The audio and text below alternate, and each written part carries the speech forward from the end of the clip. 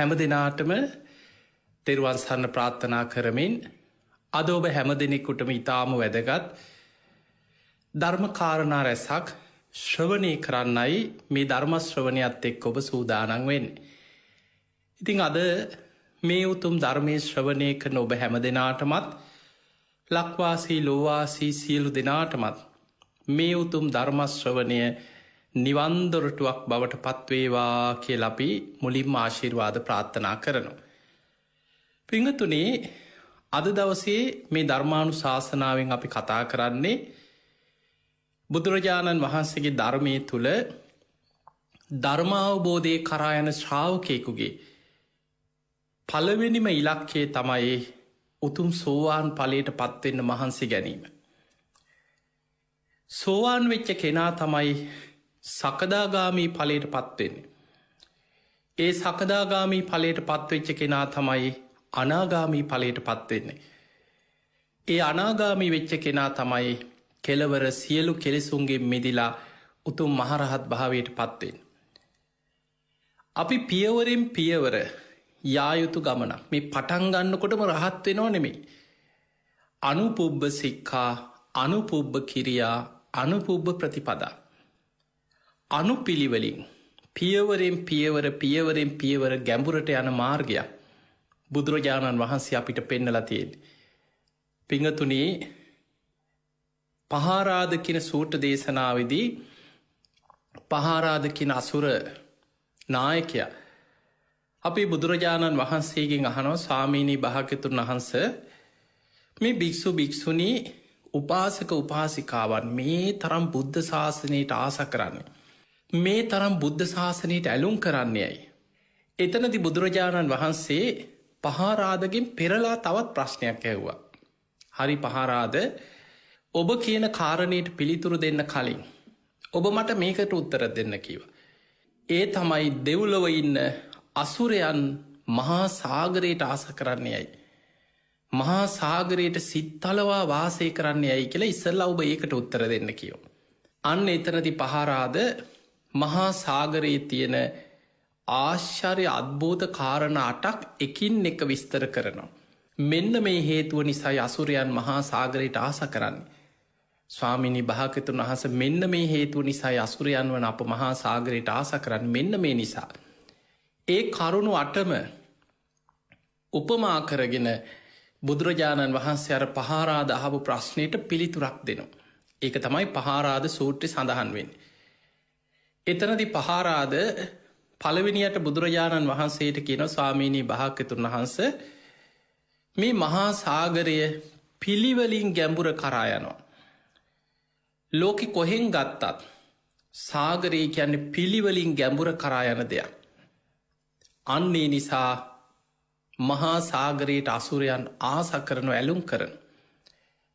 දැන් ඔබ මේ කාරණය ගැන හිතන් මොකද අපිට සමහර ධර්මකාරණා පැහැදිලි කරද්දී උපමා උපමය බුදුරජාණන් වහන්සේ ගොඩාක් භාවිතා කරනු. සමහර වෙලාවට අපි එක වතා එක පාර විස්තර කරන්න හදන කාරණය. ඔබට උපමාවක් ඇසුරෙන් පැහැදිලි කරද්දි ඔබට හොඳින් තේරෙන වෙන දට වඩා හොඳට තේරෙන්න පුළුවන්. මේ උපමාව දිහා බලන් මහා සාගරයේ පිළිවලින් ගැඹුර කරා යන. දැම් බලන්න පුංචි දරුවෙකුට වුණත් වෙරලට ගිහිල්ල සාගරයේ රැල්ල පාගන්න පුළ පොඩි දරුවොත් ඔබත් ගිහිල්ල ඇති රැල්ල පාගල වෙරලට ගිහිල්ල. නැතුව වෙරලට ගිහිල්ල මුහොදට අඩිය තියෙනකොට නිකන් ලිඳක් වගේ අගාධයක් නෙමේ තියෙන. පිළිවලින් ටික ගැඹුර කරායන ස්වභාවයක් තියෙන. අන්නේ නිසා මහා සාගරයට අපි ආසයි කිව. බුදුරජාණන් වහන්සේ වදාළ පහාරාධ මගේ බුද්ධ ශාසනයටත් මේ භික්ෂු භික්ෂුණී උපාසක උපාසිකාවන් ආස කරන්නේ. ඇලුම් කරන්නේ. මේ බුද්ධ ශාසනයත් පිළිවලින් ගැඹුර කරායන නිසා කියව. මේ බුද්ධ ශාසනය තුළත් අනුපුබ්බ සික්කා අනුපුබ්බ කිරියා අනුපුබ්බ ප්‍රතිපදා. පටන්ගන්නකොටම රහත් වෙනවා නෙමෙයි. ඒ නිසා මොක සමහරය බනාහන්න කියපුහම අපිට නිවන් දකින තව කල් තියෙනවා. දැම්ම නිවන් දැකල බෑ කියනවා. මේ ගෙවල්වල ප්‍රශ්න මේ සමහරු හිතන්නේ බණක් අහපු ගමන් එහෙම රහත් වෙනවා කියලා. ඒ නිසා මතක තියාගන්න මේක මේ ලේසියෙන් එහෙම කරන්න පුළුවන් දෙයක් නෙමෙයි. පියවරෙන් පියවර ටිකෙන් ටික පියවරෙන් පියවර ගැඹුර කරා යා යුතු වැඩපිළිවෙල. අනුපුබ්බ සික්ඛා පිළිවෙලින් සීලයක පිහිටනවා. ඊළඟට ධර්ම මාර්ගය තුල පියවරෙන් පියවර ගැඹුරට යනවා. ඉස්සල්ලාම කෙනෙක් සද්ධානුසාරී ධම්මානුසාරී වෙනවා. මුලින්ම මේ මාර්ගයට ඇතුල් වෙන්නේ ලෞකික සම්මාදිට්ඨිය ඇති කරගෙන. අපි ඒකට ධර්මයේ කියනවා දසවස්තුක සම්මාදිට්ඨිය, ලෞකික සම්මාදිට්ඨිය.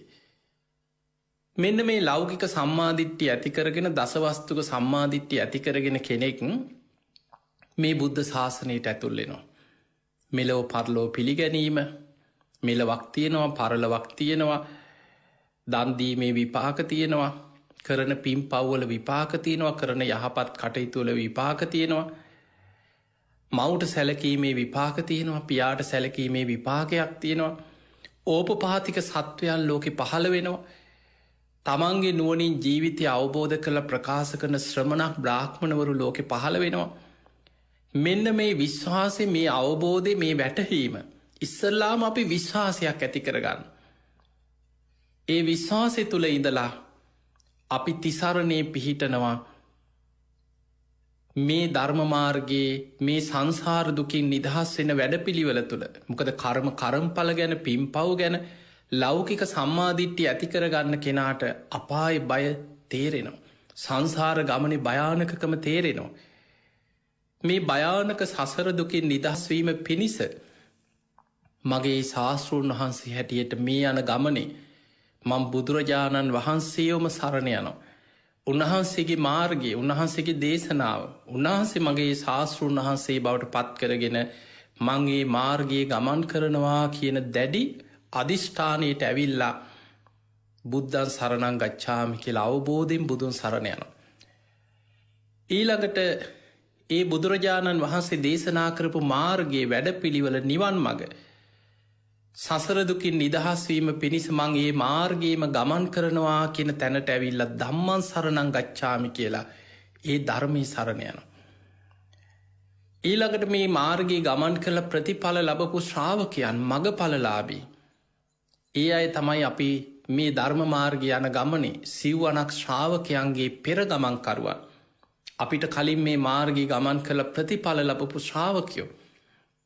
සෝවාන් වෙච්ච අය, සකදාගාමි, අනාගාමි, අරහත්. අපි කියනවා යදිදං චත්තාරි පුරිස යුගානි. යුගල 4යි. අට්ඨපුරිස පුද්ගලා, පුද්ගලය වශයෙන් ගත්තොත් 8 දෙනෙක්. යුගල වශයෙන් ගත්තොත් සෝවාන් මාර්ගඵල එක යුගලයක්. සකදාගාමි මාර්ගඵල තව යුගලයක්. අනාගාමී මාර්ගඵල තව යුගලයක්. අරහත් මාර්ගඵල. එතකොට යුගල 4යි.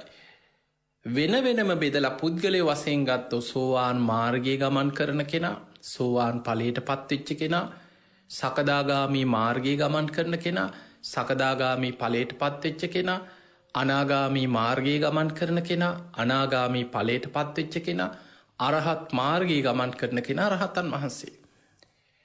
එතකොට මෙන්න මේ පුද්ගලයෝ 8 දෙනා උන්වහන්සේලා සුපටිපන්න, උජුපටිපන්න, ඥායපටිපන්න, සාමිචිපටිපන්න ආදී ගුණවලින් යුක්ත මෙන්න මේ ශ්‍රාවකයන්ව මං සරණ යනවා.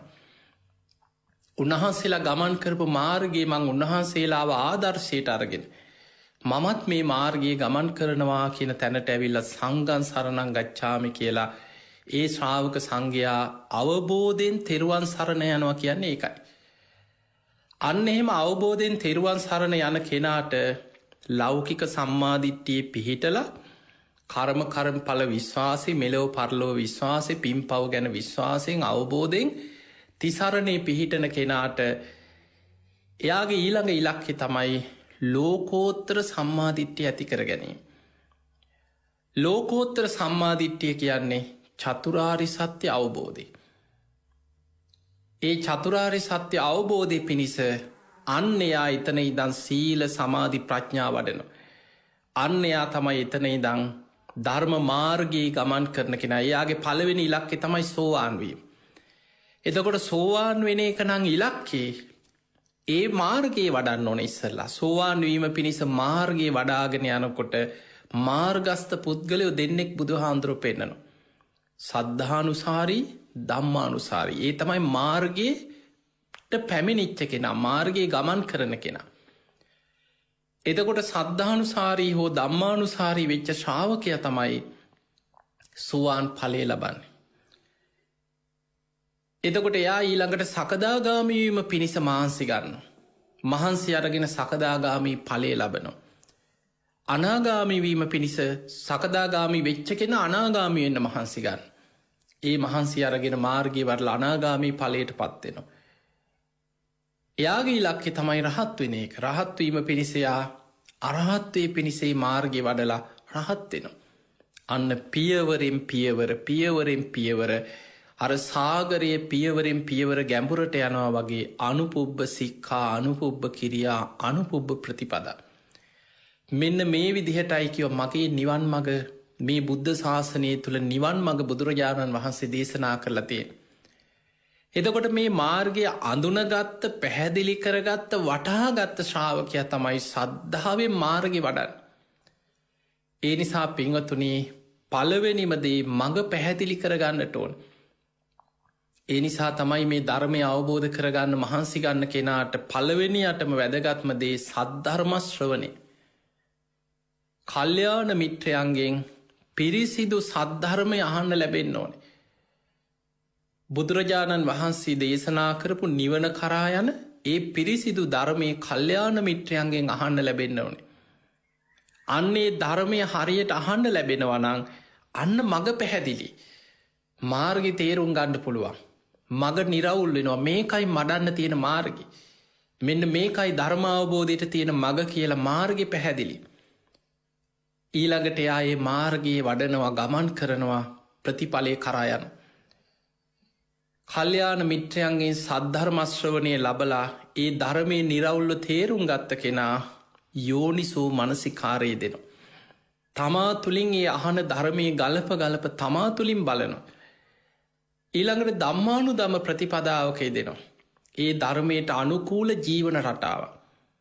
සීල සමාධි ප්‍රඥා වැඩෙන විදිහ ප්‍රතිපදාවක තමන් යෙදමින් ධර්ම මාර්ගය ගමන් කරන. අන්න එයා තමයි මේ බුද්ධ ශාසනය තුළ ප්‍රතිඵල ලබාගෙන මගඵල ලබාගෙන ධර්මාවබෝධය කරායන ශ්‍රාවකය. ඒ නිසා පිංහතුනේ ඔබේ ජීවිතය ඔබ බුදුන් සරණගේ ශ්‍රාවකයෙක්න තෙරුවන් සරණගේ ශ්‍රාණ නමට බෞද්ධ වෙලා ඇති. බොහෝ දෙනෙක් බෞද්ධ නාමි තියෙන්නේ එක උපදින්න ඔන්න බෞද්ධ පවුලක. අම්ම තාත්ත බෞද්ධ උපැන සහතිකී තිනවා බෞද්ධ. එතකොට පුංචි කාලේ ඉදං අරගෙවල්ල අපි දකිනොගේ වල්ල සාමානිති බුදුන් අදිනවා බුදු පිළිමෙති ලති අන්න පුතේ බුදු සාදු කියල පෙන්න්නනවා. මෙහෙමයි බුදුන් අදින්න කියලා පොඩි කාලිතින් ගාත කටපාඩන් කරනවා ඉතිපිසෝ ගාතාව ඔය බුද්ධ සරණං ගච්ඡාමි පන්සීල් දෙන ඕව කටපාඩ ආච්චිල සියල බුදුන් අදිනවා දකිනවා. ඉස්කෝලි ගියාම ඔන්න ගෙදර ඉස්කෝලි සමට බෞද්ධ පාසල කරන යන්න බුදු පිළිමයක් බුදුන් ඇඳලා උදේ පාන්දර පන්සිල් අරගෙන බුදුන් ඇඳලා පාසලේ වැඩ පටන් ගන්නවා. පන්සලට යනවා දී එතකොට මේ වගේ පෝය දවස්වල පන්සලට යනවා හාමුදුරු දකිනවා කොහෙ අරිුවේ නෑදෑ ගමනක් විනෝද ගමනක් යනකොට කොහෙ අරි තියෙන සිද්ධස්ථාන වැඳගෙන යනවා. ඔන්න ඔය මට්ටමෙන් බෞද්ධ වෙලා බොහෝ දෙනෙක් හිතාගෙන ඉන්නවා අපි ඉතින් බෞද්ධ අපි හොඳ බෞද්ධය. නමුත් පිංහතුනේ කෙනෙකුට බෞද්ධ ඔබ බෞද්ධයෙක් නම් ඔබට මේ මඟ පැහැදිලි වෙන්නට ඕන්. ඔබ අවබෝධයෙන් තිසරණය පිහිටපු කෙනෙක් වෙන්න ඕන. ඔබට අඩුගානේ ලෞකික සම්මාධිට්්‍යිය කර්ම කරම්ඵල විශ්වාසය පිම්පව් ගැන විශ්වාසය මේ දේවත් නැත්නම් දැ නමට බෞද්ධ වෙච්ච බොහෝ පිරිසක් ඉන්නවා මැරිලා උපදිනවා කියලා පිළිගන්න ඇති අයින්න. ඒකට කියන්නේ නියත මිත්‍යා දෘෂ්ටි බෞද්ධකමක් නෙමේ නියත මිත්‍යා දෘෂ්ටිය. පරලවක් ගැන විශ්වාසයක් නෑ. මෙලව කියන්නේ පෙර සසරි කරපු කර්ම විපාක මතයි මේ ජීවිතය ඉපදුනේ කියලා විශ්වාස කරන්නේ. සමහර විතනවා ඉන්නකං කාලබීලා ඉන්න මැරිලා මොකෙක් වුණහම්මකද මැරුණහම ඔක්කොම ඉවරයිනි අන්න එහෙම හිතනයින්න. එතකොට ඒ දෘෂ්ටිය නං ඔබ තුළ තියෙන්නේ මතක තියාගන්න ඔබ එතනම නත් ඔබට මාර්ග එතනින් එහාට වඩාගන්න අමාරුයි. ඔබ ඉන්න නියත මිත්‍යා දෘෂ්ටියක නම් පිම්පව් විශ්වාසයක් නැති කර්මඵල විශ්වාසයක් නැති ලෞකික සම්මාධිට්්‍යයක් නැති තැනකනං ඉන්නේ එතනින් එහා මාර්ගය ඔබට වඩාගන්න අමාරුයි. ඒ නිසා පියවරෙන් පියවර ගැඹුරට යායුතු මාර්ගයක් තියෙන්. පිංහතුනි සෝවාන් වෙනවා කියලා කියන්නේ සෝතා පන්න පලයට පත්වෙනවා කියන්නේ මේ ලෝකෙ ඔබ ලබන මිල කරන්න බැරි ජයග්‍රහණයන් අතර උතුම්ම ජයග්‍රහණය තමයි සෝවාන් පලයට පත්වීම. බුදුරජාණන් වහන්සේ උපමාවකට පෙන්නවා යුද්ධ 1000ක් දිනනවට වඩා. මේ ලෝකෙම අධිපති භාවේ දරන සක්විති රජ කෙනෙක් දෙතිස් මහා පුරුෂ ලක්ෂණ ඇති සක්විති රජවරු ගැන අහල ඇති. මේ ලෝකෙම පාලනය කරන සත්ව රත්නයන්ගේ යුක්ත මහා පින්වන්ත සක්විති රාජ සම්පත්තිය ලබනවටත් වඩා. ඊළඟට දෙදෙව්ලෝට අධිපති සක්‍ර දෙවියන් වෙලා උපදිනවටත් වඩා. සෝතා පත්ති පලය ශේෂ්ඨයි කියල බුදුරජාණන් වහන්සේ වදා. ඒමනම් මතකතියාගන්න අපි මේ දකින කාම ලෝකයේ තුළ තියෙන ඉහල්ලම සැපේ සක්විති රජකම. මේ රටක දෙහක අද ලෝකේ සාමානය අපි කියෙන ලෝකෙ ප්‍රබලම රටක නායකෙක් ලෝකනායකයකිවට ඒ රටට අද ලෝකෙ පාලනය කරන නායකයෝ නෑ. එතකොට යම් මට්ටමට ලෝකෙ බලය විහිදවාගන්න උත්සාහ කරන සමහ රටවල් තියෙනවා නැත්තෙන හැබැයි ඔවුන් ලෝකෙ පාලනය කරන රජවරු නෙමේ. ටික කාලයයි එක්ක අවුරුදු 4-5 සමහර වෙලාවට එතනින් පස්සේ ඉතාම දුක්කිත ඉරනංවලට පත්වෙන ලැජ්ජ වෙලා දේශපාලනින් එලියට යන් ලෝකෙ ප්‍රබලම රටවල් වල හිටපු රාජ්‍යනායකයෝ දිහා බලන්. නමුත් සක්විති රජ කෙනෙක් කියන්නේ මහා පුුණ්‍ය ශක්තියක් ඇති. පුුණ්‍ය ඉරදි තියෙනවා. සිවුරංග සේනා පිරිවරාගෙන දෙවියන් දිවිය සේනාවත් එක්ක යනවා වගේ අහසින් යන්න කියෙන්. සක්විති රජ්ජුරුව ලෝකෙ පාලනය කරන්නේ දඩු මුගුරක් ආයුධයක් ඇතුව නෙමේ කිසිම මිනිස්සු බය කිරීමක් නෑ.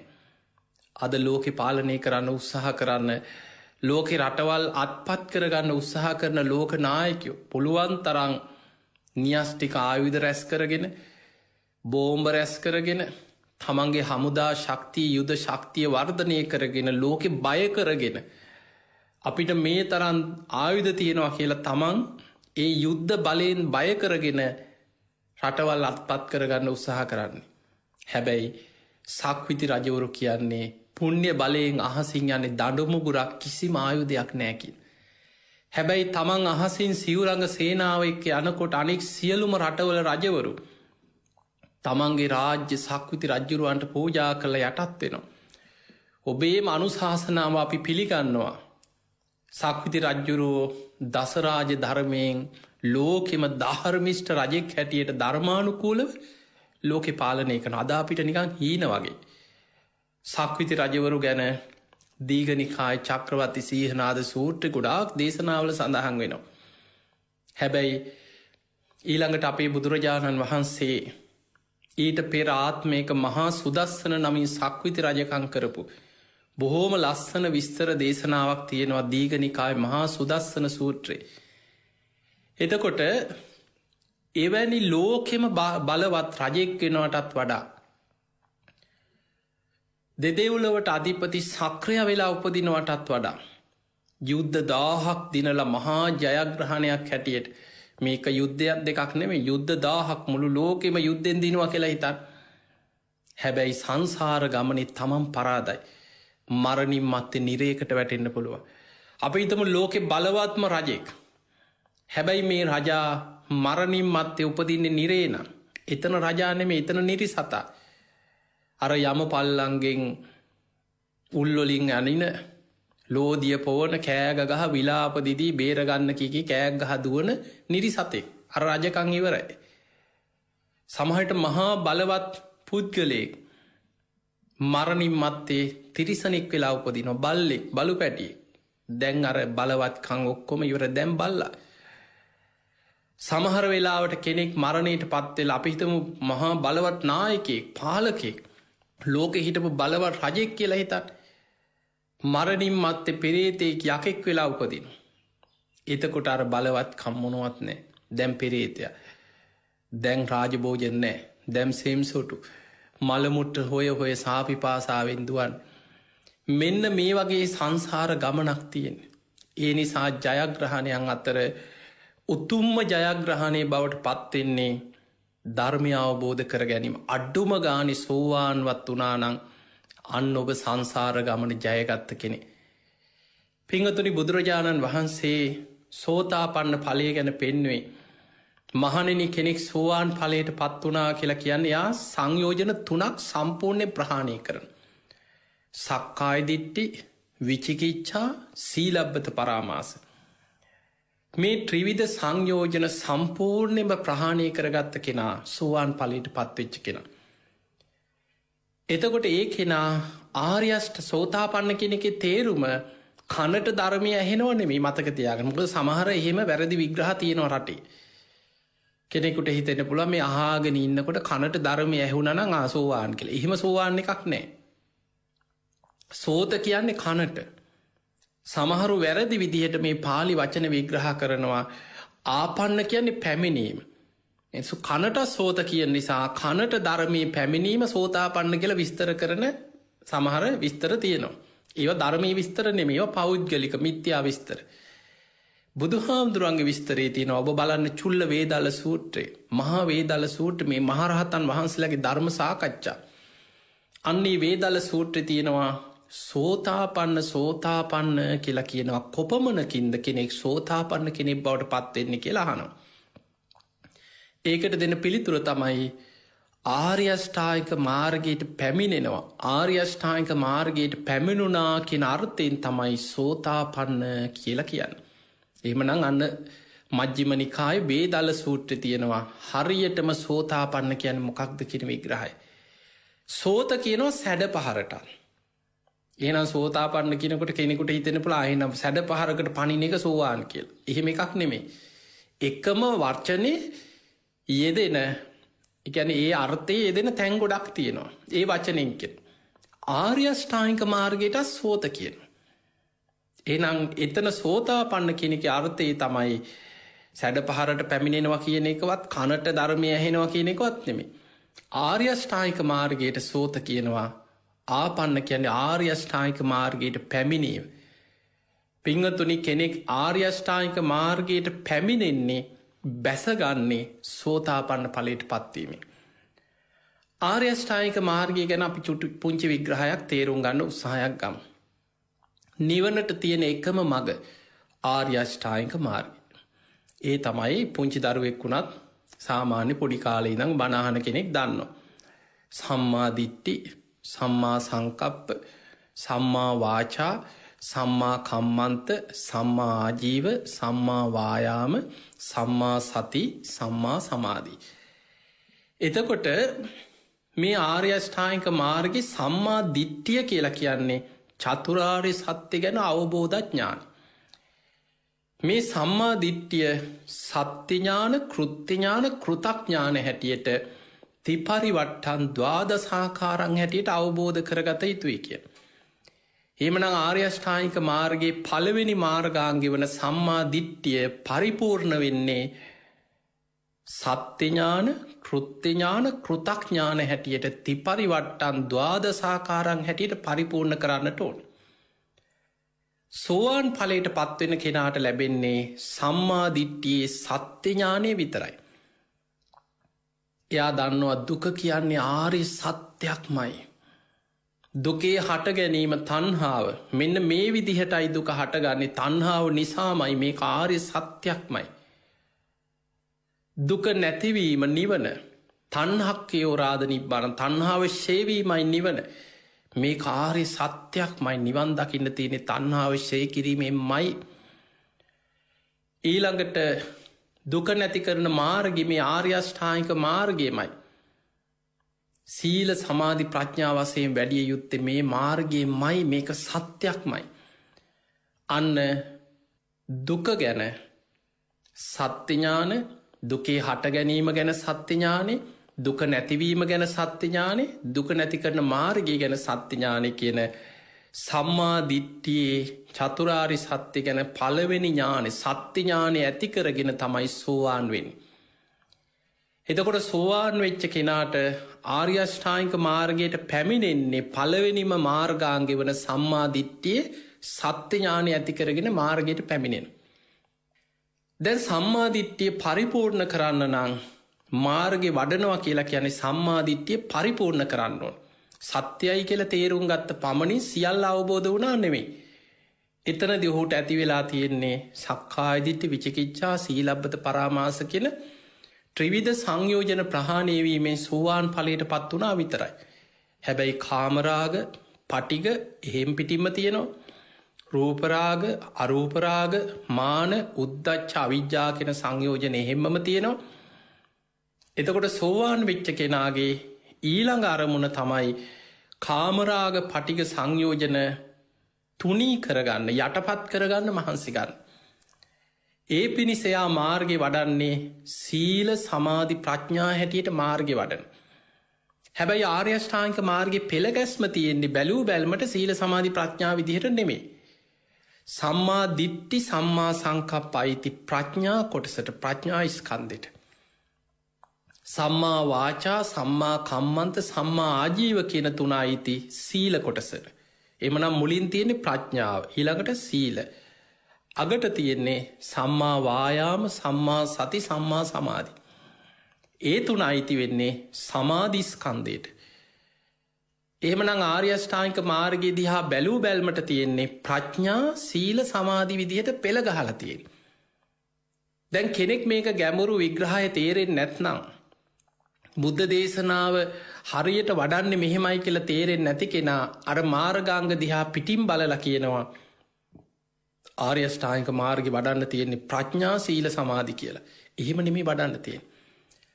පෙළ ගහලා තියෙන්නේ ප්‍රඥා, සීල, සමාධි තමයි. හැබැයි ඒක වැඩෙන්නේ සීල, සමාධි, ප්‍රඥා වශයෙන්. බුදුරජාණන් වහන්සේ බොහෝ දේශනවල විස්තර කරනවා මහණෙනි මාර්ගයේ වඩන්නේ සීල, සමාධි, ප්‍රඥා වශයෙන්. මාර්ගයට පැමිණෙන්නේ සෝවාන් වෙලා චතුරාර්ය සත්‍යයේ සත්‍ය ඥානය ඇති කරගෙන, සම්මා දිට්ඨියේ සත්‍ය ඥානය ඇති කරගෙනයි පැමිණෙන්නේ. එතකොට මේ සම්මා දිට්ඨිය පරිපූර්ණ කර ගැනීම පිණිස ඔහු සීලයේ ස්කන්ධෙ පිහිටනවා. සම්මා වාචා, කම්මන්ත, ආජීව සීලයක පිහිටනවා දැඩිව. සමාධිය වඩනවා. සම්මා වායාම, සම්මා සති, සම්මා සමාධි කියන සමාධිය වඩනවා. සමාධිය වඩමින් පරිපූර්ණ කරන්නේ සම්මා දිට්ඨියමයි. ඒ සම්මා දිට්ඨියම පරිපූර්ණ කරගෙන යනකොට අන්න කෘත්‍ය වඩාගෙන යනවා. දැන් සත්‍ය ඥානය ඇති වෙච්ච කෙනා කෘත්‍ය දියුණු කරන. ඒ කෘත්‍යය යම් මට්ටමකට වැඩෙනකොට සකදාගාමි වෙනවා. කාමරාග, පටිග තුනී වෙලා සකදාගාමි වෙනවා. දැන් සකදාගාමි වෙච්ච කෙනාට ඊළඟ ඉලක්කය තමයි අනාගාමි වෙන එක. කාමරාග, පටිග අර තුනී වෙච්ච දේ සම්පූර්ණයෙන් ප්‍රහාණය කිරීම. ඒ පිණිස ඔහු මොකද කරන්නේ? තව දුරටත් අර ආර්ය අෂ්ටාංගික මාර්ගයේ සීල, සමාධි, ප්‍රඥා වශයෙන් වඩනවා.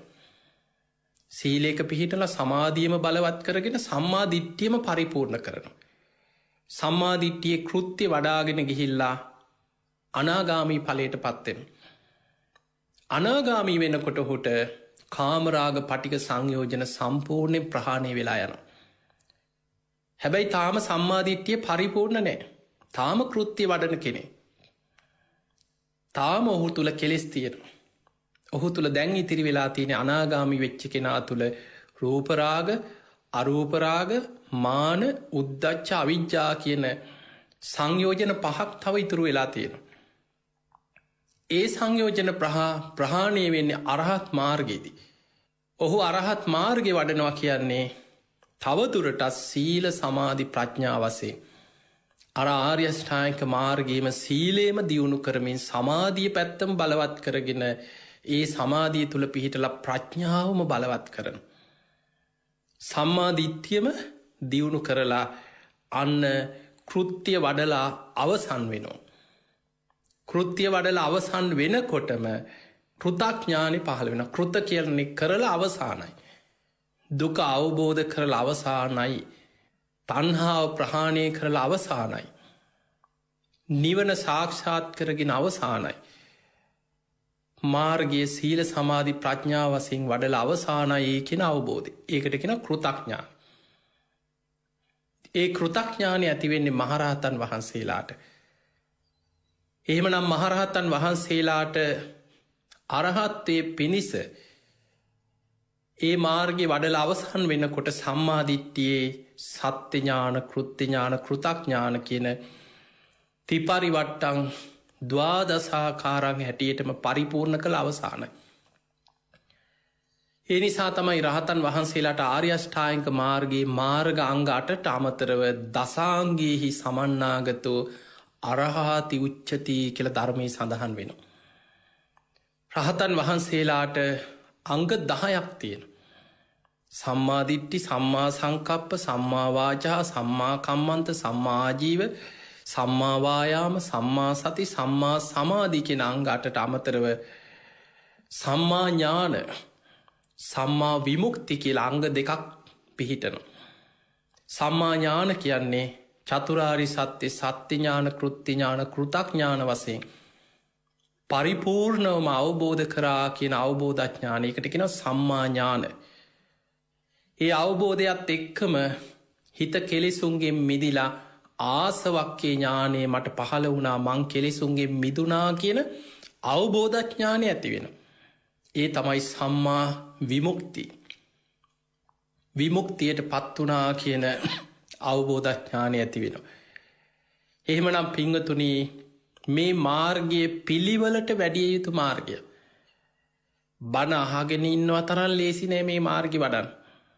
ලේසිනං ඉතින් අද මේ බණහන හැමෝම මේ ලෝකෙ පිරිලා ඉන්න පෑ මාර්ග පල්ලාබීන්ගේ.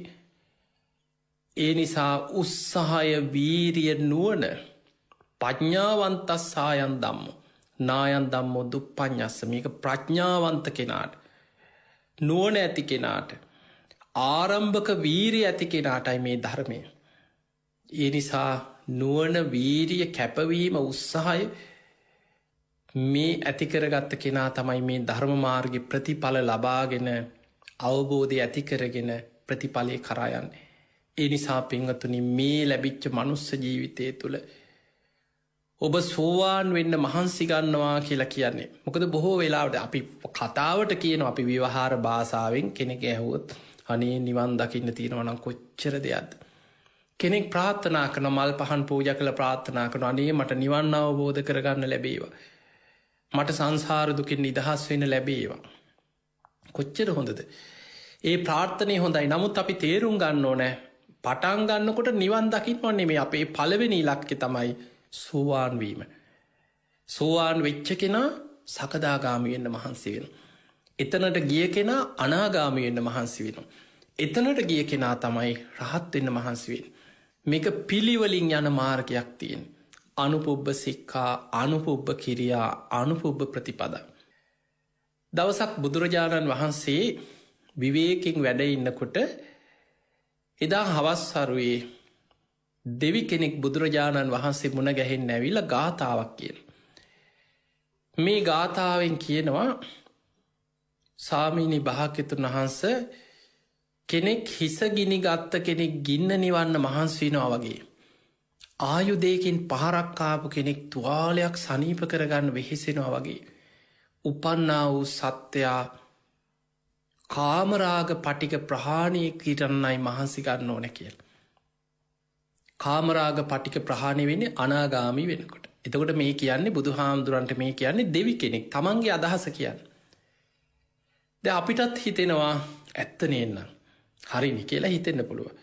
හිසගිනි ගත්ත කෙනෙක් ගින්න නිවන්න මහන්සීනවා වගේ. ආයුදයකින් පහරක්කාපු කෙනෙක් තුවාලයක් සනීප කරන්න වෙහෙසෙනවා වගේ. උපන්නා වූ සත්වයා සසර බය දකින කෙනා අනාගාමී වෙන්න කාමරාග පටික ප්‍රහාණය කරන්නයි මහන්සිගන්න ඕන කියලා මේ ගාථාවෙන් කියෙන්. බුදුරජාණන් වහන්සේ මේ ගාථාව වෙනස් කරා. ඒ විදිහටම පිළිගත්තින ඒ දෙවියන්ට කිනවා දේවතාව ඔය ගාථාව මේ විදිහටයි කියෙනවා නිවැරදි වෙන්න ඕන. හිසකිනි ගත්ත කෙනෙක් ගින්න නිවන්න මහන්සුවෙනවා වගේ. ආයුදයකින් පහරක්කාපු කෙනෙක් තුවාලයක් සනීප කරන්න මහන්සුවෙනවා වගේ.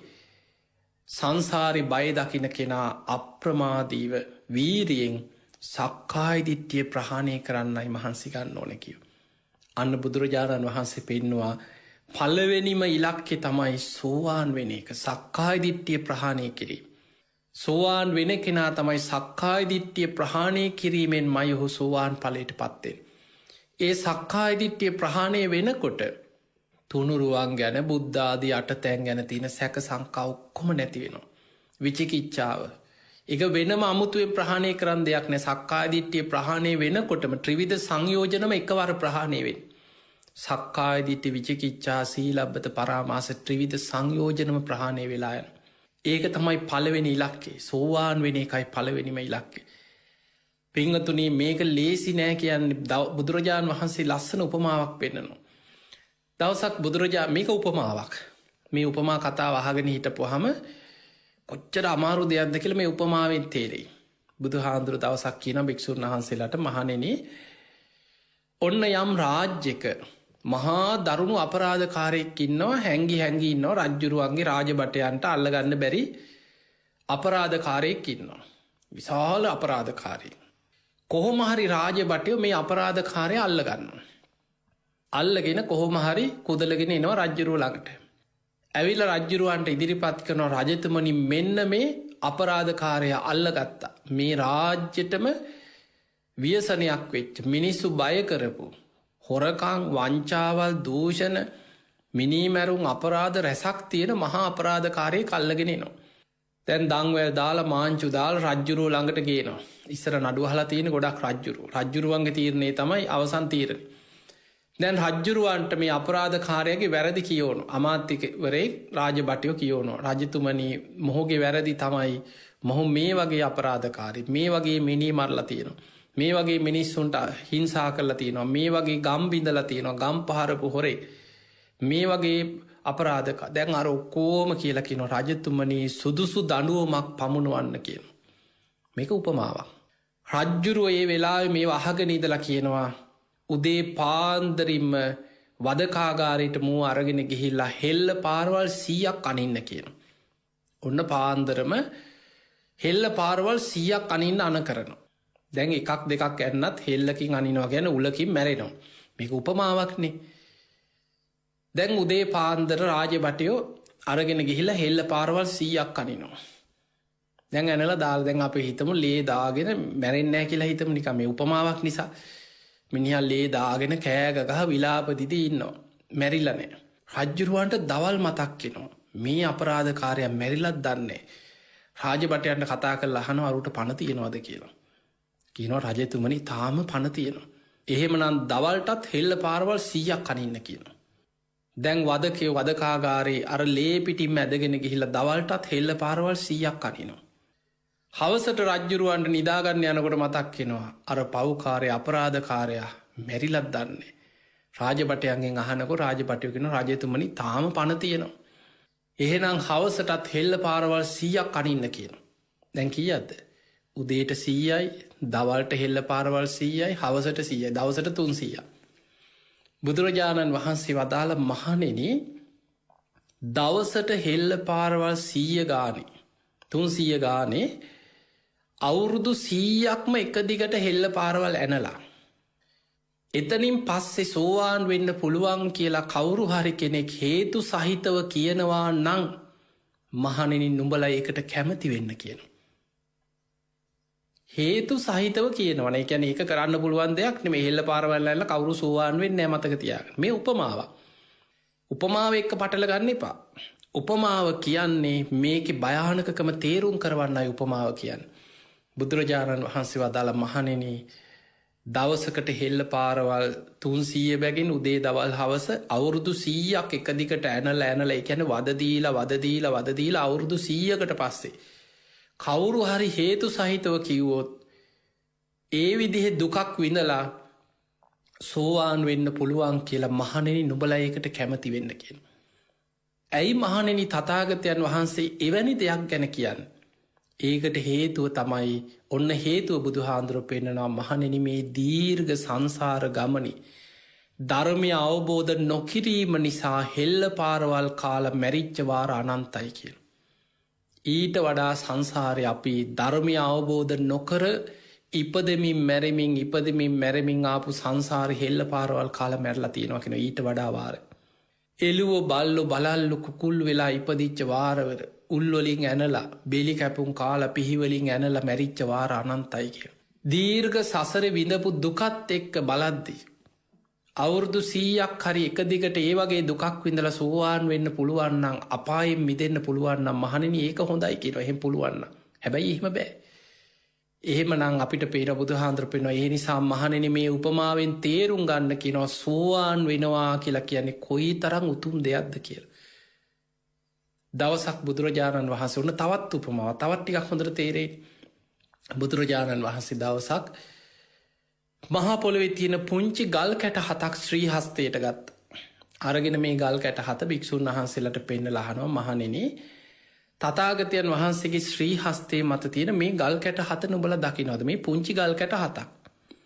එහෙමයි ස්වාමීනි මං අපි දකින්නවා කිව්වා. බුදුරජාණන් වහන්සේ වදාළ මහණෙනි මේ මහා පොළොවේ තියෙන වැලි කැට ගල් කැට පස් කැටත් තථාගතයන් වහන්සේගේ ශ්‍රී හස්තයේ තියෙන මේ පුංචි ගල් කැට 7ත් අතර වෙනස නුඹලට පේනවද? එහෙමයි ස්වාමීනි මහා පොළොවේ තියෙන ගල් කැට පස් කැට වැලි කැට නම් ඉලක්කමකින් ගණන් කරන්න පුළුවන් ප්‍රමාණයක් නෙමේ අනන්තයි කියෝ. අපිට බින්දු ගානකින් මේ කෝටියයි කෝටි 5යි 10යි එහෙම බින්දු ගානෙන් කියන්න බැරි තරම් වැලි කැට ගල් කැට පස් කැට පොළොවේ තියෙනවා. ශ්‍රී හස්තයේ මත බුදුරජාණන් වහන්සේගේ ශ්‍රී හස්තයේ තියෙන ඉතාම පුංචි ගල් කැට 7ක් විතරයි කියෝ. බුදුරජාණන් වහන්සේ වදාළ මහණෙනි මේ උපමාවෙන් තේරුම් ගන්න කිව්වා. සෝවාන් ඵලයට පත්වෙච්ච කෙනෙක් සසරේ ගෙවල අවසන් කරපු දුක් ප්‍රමාණය මහා පොළොවේ තියෙන ගල් කැට වැලි කැට පස් කැට වගේ කියලා තේරුම් ගන්න කියෝ.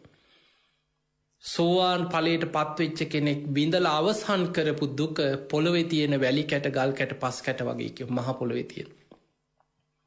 හැබැයි ඔහුට තව ඉතිරි වෙලා තියෙනවා දුකක්. ඒ ටික ශ්‍රී හස්තයේ මත තියෙන පුංචි ගල් කැට 7 වගේ කියලා හිතන්න කියෝ. ඇයි ඒ සෝවාන් වෙච්ච කෙනා තව උපරිම ඉපදුනොත් උපදින්නේ ආත්ම 7යි. සෝවාන් වෙච්ච පුද්ගලයෝ ආත්ම 7ක් එක දිගටම උපදිනවා කියලා නිගමනයකුත් නෑ. එහෙම දේශනාවෙත් නෑ. උපරිම ඉපදුනොත් උපදින්නේ ආත්ම 7යි. සෝවාන් වෙච්ච අය ඉන්නවා ඒක බීජී. ඒ ජීවිතේදීම ඉතිරි මාර්ගඵල අවබෝධ කරලා රහත් වෙලා පිරිනිවන් පානවා. එතකොට ඒ සෝවාන් වෙච්ච කෙනා ඒක බීජී එක ජීවිතෙම ගමන අවසන් කරගන්න. තව ඉන්නවා කෝලංකෝල කියන්නේ ආත්ම 2ක් 3ක් 4ක් 5ක් 6ක් උපදිනවා.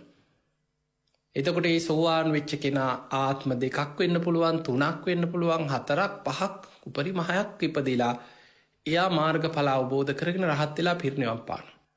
සෝවාන් වෙච්ච තව කෙනෙක් ඉන්නවා එයාට කියනවා සත්තක්කත්තු පරම කියලා. ඒ කෙනා උපරිම ඉපදුනොත් උපදින්නේ ආත්ම 7යි. එතනින් එහා නෑ. ඒ තමයි උපරිම සෝවාන් වෙච්ච කෙනෙක් ඉන්නවා නම් උපරිම තව ආත්ම ගානක් උපදින එයා උත්සාහ කළත් නොකළත් නතේ බවන් අට්ටමං ආදියන්ති 8 වෙනි භවයක නම් උපදින්නේ නෑ කියන. අන්න තේරුම් ගන්න සෝවාන් වෙච්ච කෙනෙක් ලොකු උත්සාහයක් නොගත්තත් මොකද එයා මාර්ගයට පැමිණිච්ච කෙනෙක්.